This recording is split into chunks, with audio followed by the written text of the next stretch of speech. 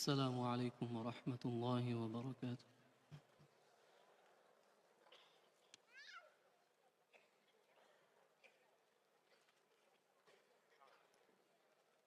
أعوذ بالله من الشيطان الرجيم.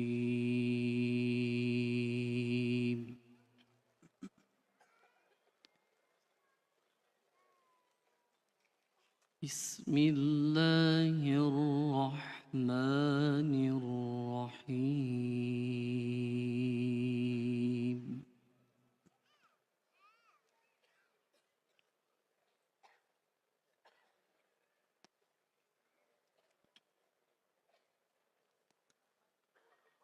أولم ير الذين كفروا أن السماوات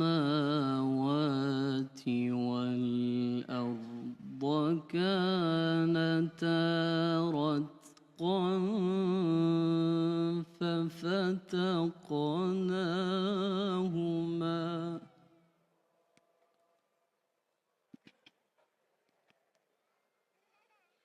وجعلنا من الماء كل شيء حي أفلا يؤمنون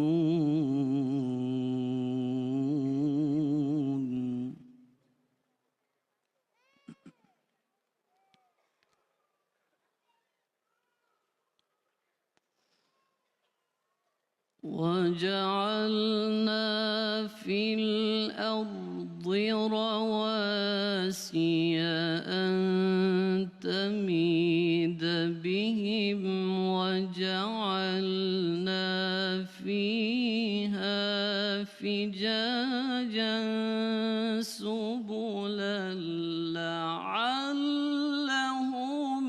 يهتدون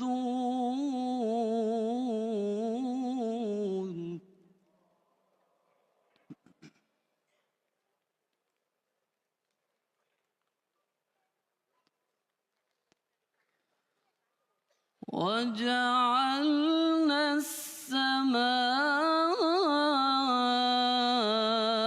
سقفا محفوظا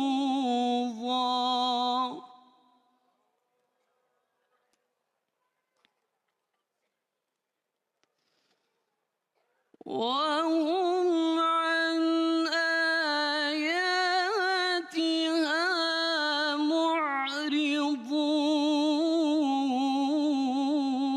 معرضون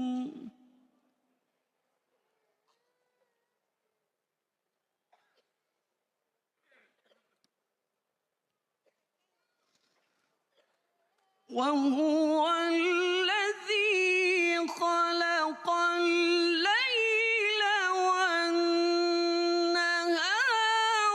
والشمس والقمر كل في فلك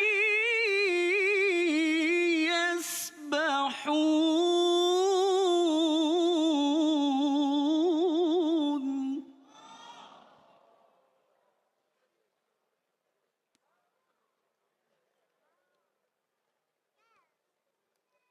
وما جعلنا لبشر من قبلك الخلد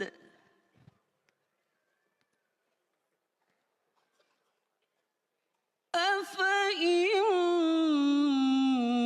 مت فهم الخالدون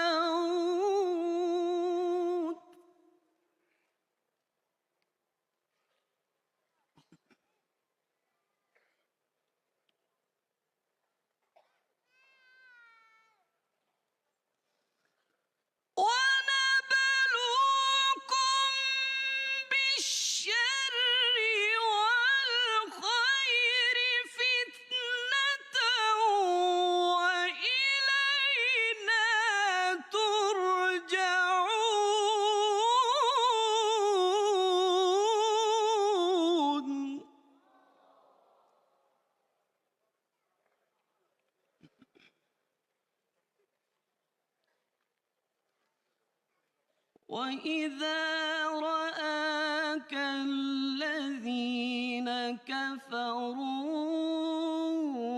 إن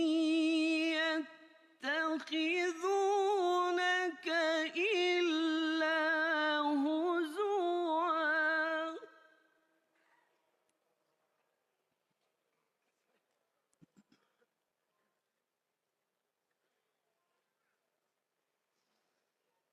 أهذا الذي يذكر آلهتكم وهم بذكر الرحمن هم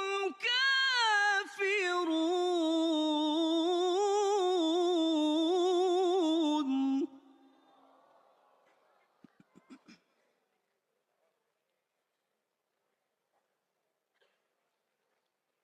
خلق الإنسان من عجل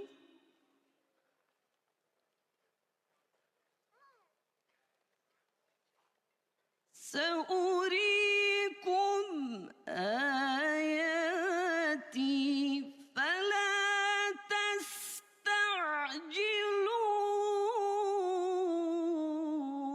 تستعجلون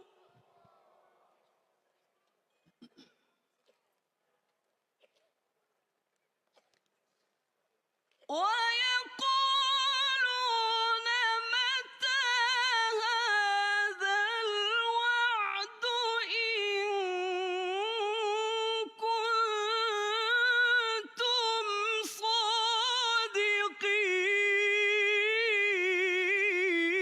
صادقين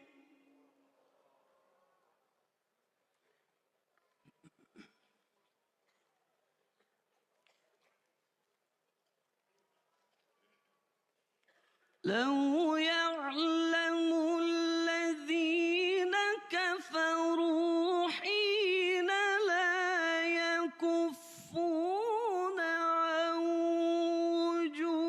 وجوههم النار ولا عن ظهورهم ولا هم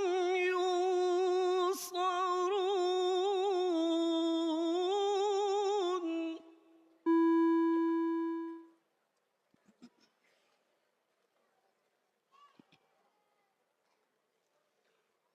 بل تأتيهم بغتة فتبهتهم فلا يستطيعون ردها ولا هم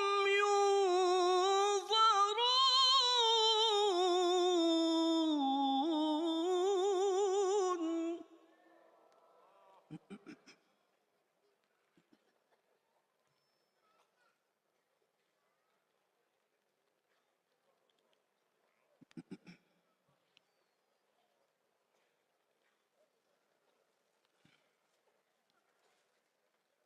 ولقد استهزئ برسل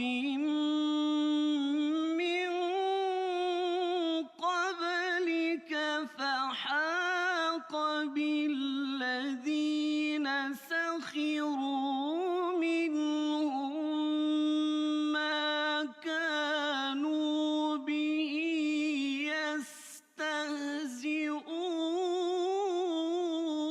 يستهزئون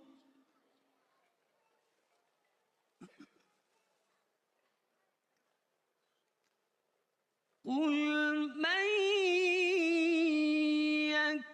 يكلؤكم بالليل والنهار من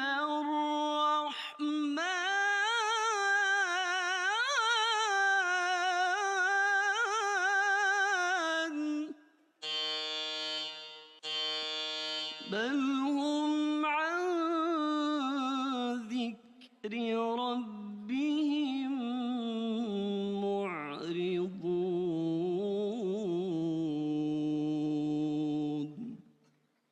صدق الله العظيم.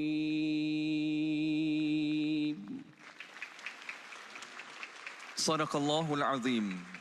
Muslimin dan muslimat yang dirahmati Allah, tiada kata seindah Al-Quran. Demikianlah tadi alunan bacaan ayat-ayat suci Al-Quranul Karim yang telah dibacakan oleh Encik Abdul Rashid, peserta yang mewakili negara Pakistan. وهكذا أيها السادة الأعزاء، لقد استمعنا قبل قليل إلى التلاوة المباركة من آي الذكر الحكيم تلاها علينا القارئ المشارك من جمهورية باكستان الإسلامية السيد عبد الرشيد. Assalamualaikum warahmatullahi wabarakatuh. Hadirin yang dirahmati Allah sekalian, alhamdulillah malam ini sudah kita masuk malam yang terakhir untuk musabaqah tilawatil Quran. Dan sebentar tadi, mari sama-sama kita ibrahkan ayat ke-30 daripada surah Al-Anbiya yang dibacakan oleh qari. Allah menjelaskan di dalam ayat ini kehebatan ciptaan Allah yang menjadikan bumi dan langit ini satu, kemudian dipisahkan. Dan Allah jelaskan kepada kita, Allah ciptakan daripada air tiap-tiap benda yang hidup. Malam ini kita nak bercerita tentang air. Tuan-tuan tahu tak? Kajian di zaman moden hari ini turut mengakui bahawa setiap benda yang hidup tak boleh hidup tanpa air. Dan kalau benda tu boleh hidup sekalipun, tak dapat diteruskan kehidupannya tanpa air. Dan ini telah digambarkan dalam Al-Quran lama dulu. 60% daripada tubuh kita adalah air. Lebih 70% daripada permukaan di bumi adalah air. Dan kita lihat hari ini, air di dalam kehidupan di bumi berpindah dari satu tempat ke satu tempat yang lain. Dan jika kitaran ini terhenti, bumi diibaratkan terhenti juga nyawanya. Tuan-tuan dan puan-puan, saya yakin kita di sini seluruhnya pernah mendengar satu kajian daripada saintis di Jepun, Dr. Masaru Emoto, yang mengkaji tentang tindak balas air dengan perkataan. Apabila baik satu-satu ucapan ataupun perkataan, maka molekul struktur pada air akan menjadi baik dan cantik. Dan apabila buruk ucapan, maka struktur molekulnya juga akan menjadi buruk. Sekarang saya nak kita kaitkan dengan fakta yang awal tadi, iaitu 60% daripada tubuh kita adalah air. Jadi isi kandungan kita 60%-nya adalah air. Maka saya nak katakan satu perkara. Beruntungnya kita berada di sini malam ini, di dalam majlis tilawah Al-Quran, mendengarkan alunan-alunan Al-Quran dan juga ucapan yang baik-baik. Dan saya yakin dan percaya selepas kita keluar daripada dewan, kita akan keluar dengan molekul yang begitu cantik dan indah. Hadirin yang dirahmati Allah sekalian, sudah hampir seminggu kita berada di sini mendengarkan tilawah Al-Quran. Malam ini jangan kita jadikan malam yang terakhir. Malam esok jangan kita jadikan malam yang penutup, tapi kita tekad untuk terus mengalunkan, terus membacakan Al-Quran di sekeliling kita. Dan akhirnya menjadi tekad kepada kita membaca Al-Quran di dalam hati, diterjemahkan dengan keindahan akhlak dan juga peribadi. Wallahu a'lam. Tunjuk Al-Quran, jalan kejayaan.